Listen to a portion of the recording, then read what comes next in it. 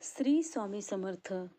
श्री स्वामी महाराजांचा जन्म कोठे झाला, ते लहानाचे मोठे कोठे झाले, त्यांची मातापित्रे कोण होती, जात कोणची, देश कोणता, त्यांनी दीक्षा कुठे घेतली, यातील एकही गोष्टीचा पत्ता नव्हता. त्यांनी संन्यास कुठे घेतला, याचाही पत्ता नव्हता.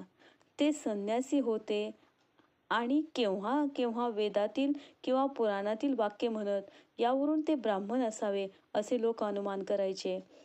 ते ब्राह्मण शूद्र यवनाकडेही भोजन करायचे. त्यांची कांती दिव्य तेजपुंज होती. शरीराचा वर्ण गौर असून तांबूस होता. ते अजानुबाहू होते. त्यांचे अंगाचे तेज इतके प्रखर होते की त्यांकडे एकसारखी दृष्टी लावून कोणाच्यानेही पाहवत नसे. दर्शनास लोक येत, ते त्यांच्या पायावर डोके ठेवून देवाप्रमाणे दर्शन घेत.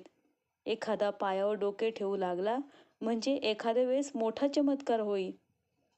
तो असा की डोके व महाराजांचे पाय यात एका जवा एवढा अंतर राहिले आणि महाराजांचे मनात दर्शन देण्याचे नसल्यास एकदम हट असे म्हणायचे ते. त्याबरोबर दर्शन घेणारा घाबरून उलथापालथा होऊन मागच्या मागे पडून जायचा. त्याप्रमाणे अनेक वेळा अनेक जणांची धांदल उडे. महाराजांचे दर्शन मोठे दिव्य होते. महाराजांसारखे अन्य कोणी नाही.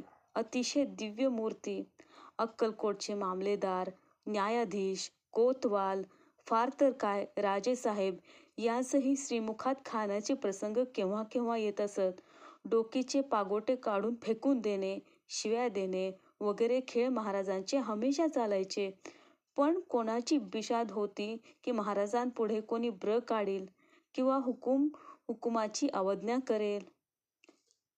वाचक हो, हे लिहित असताना मूळ लेखक सुद्धा असे म्हणतात की महाराजांच्या रागाची आठवण होऊन मला सुद्धा कापरे भरले आहे. माझी लेखणी चालवत नाहीये. श्री समर्थांच्या चरणी मस्तक ठेवून मी पुन्हा पुन्हा माफी मागतो.